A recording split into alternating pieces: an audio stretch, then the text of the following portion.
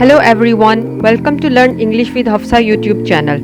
अगर आप मेरे चैनल पर नए हैं तो मेरे चैनल को सब्सक्राइब करें, लाइक करें, कमेंट करें और अपने दोस्तों के साथ शेयर करें। आज की इस वीडियो में मैं डिस्कस करने जा रही हूँ पैराग्राफ राइटिंग। किसे कहते हैं पैराग्राफ राइटिंग, आज हम ये पढ़ेंगे।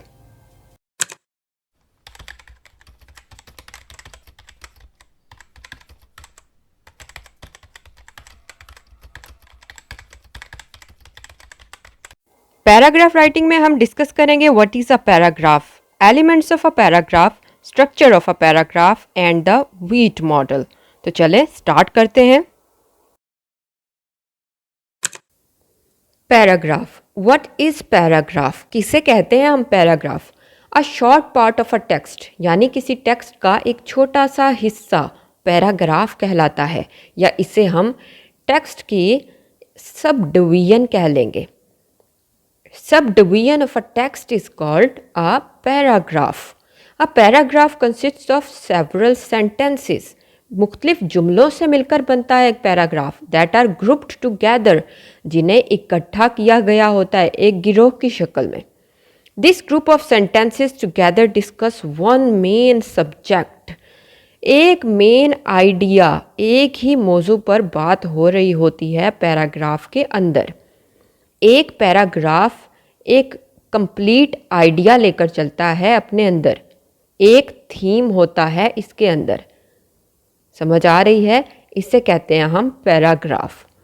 Paragraphs are building blocks of paper. समझ आ रही है कि एक टेक्स्ट के अंदर हम जो स्टोरी बयान कर रहे होते हैं वो डिफरेंट पैराग्राफ से मिलकर बनती है, और हर पैराग्राफ अपने अंदर एक सब्जेक्ट को डिस्कस कर रहा होता है, एक मौजू को डिस्कस कर रहा होता है। इसे कहते हैं हम पैराग्राफ। एलिमेंट्स ऑफ पैराग्राफ, एक पैराग्राफ के डिफरेंट एलिमेंट्स होते हैं जो पैराग्राफ के अंदर इंपॉर्टेंट रोल प्ले करते हैं। ये एलिमेंट्स कौन कौन से हैं? First one is unity. एक पैराग्राफ के अंदर यूनिटी होना बहुत ज़रूरी है, मतलब हार्मनी होना बहुत ज़रूरी है। समझ आ रही है? इसके अंदर एग्रीमेंट होना बहुत ज़रूरी है। एक पैराग्राफ के अंदर हम जो भी आइडिया, पॉइंट और आर्ग्यूमेंट पे बात कर रहे होते हैं, जो हम चीज़ें डिस्कस कर रहे होते हैं, उनके अंदर हार्मनी, हम आहंगी होना ज़रूरी है।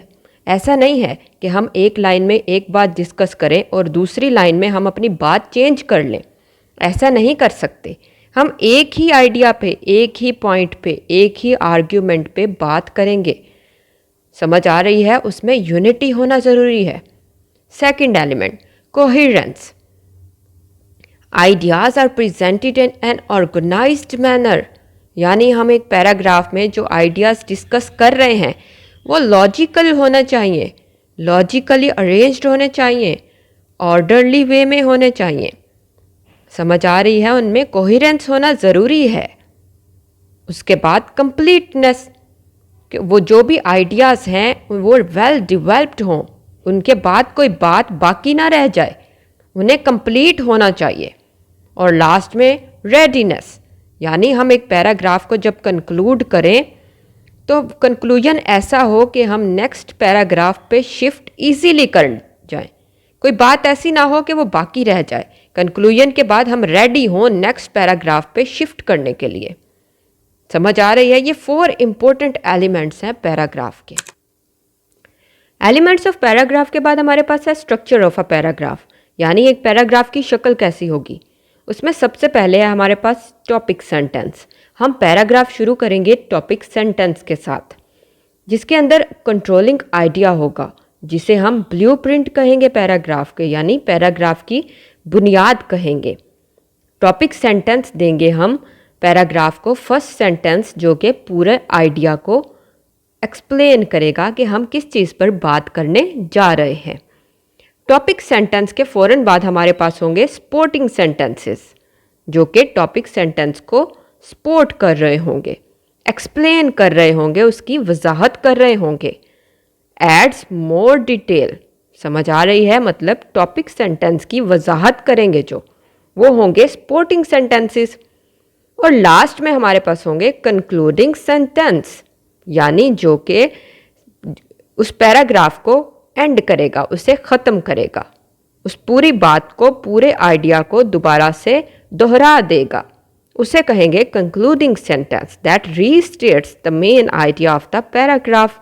कि पैराग्राफ के अंदर कौन सी बात चल रही है उसे रीस्टेट करेगा, दोहरा देगा। तो ये है स्ट्रक्चर ऑफ अ पैराग्राफ, जिसमें हम स्टार्ट करेंगे टॉपिक सेंटेंस से, then will come supporting sentences and last में कंक्लूडिंग सेंटेंस आ जाएगा। पैराग्राफ राइटिंग में हम एक मॉडल को फॉलो करते हैं, इसे कहते हैं द वीड मॉडल। क्या है ये मॉडल? वीड ये 4 वर्ड से मिलकर बना है, WEED। W means what, then evidence, then example and do. तो ये 4 वर्ड्स हैं। फर्स्ट वन व्हाट, मतलब कि जो पैराग्राफ आप लिख रहे हैं उसका सब्जेक्ट क्या है, मौजू क्या है, समझ आ रही है। देन एविडेंस, यानी आपने उसके लिए कोई रिसर्च की है, जिसके बारे में आप, जो आइडिया आप डिस्कस करने लगे हैं, जो सब्जेक्ट आप डिस्कस करने लगे हैं, उस पर जो रिसर्च की है उसके बारे में लिखना। देन एग्जाम्पल, यानी आप कोई एग्जाम्पल देकर उसे, उस सब्जेक्ट को वाज़िया कर रहे हैं। एंड देन लास्ट में डू, मतलब कि उसे सम अप और कंक्लूड कर रहे हैं। तो ये 4 वर्ड्स से मिलकर बना है ये मॉडल, यानी कि जो आप सब्जेक्ट डिस्कस कर रहे हैं उसके बाद उसके बारे में कुछ एविडेंस दें एंड देन एग्जाम्पल्स के साथ उसे वाज़िया करें और लास्ट में उसका कंक्लूजन दें। समझ आ रही है? तो ये है द वीड मॉडल।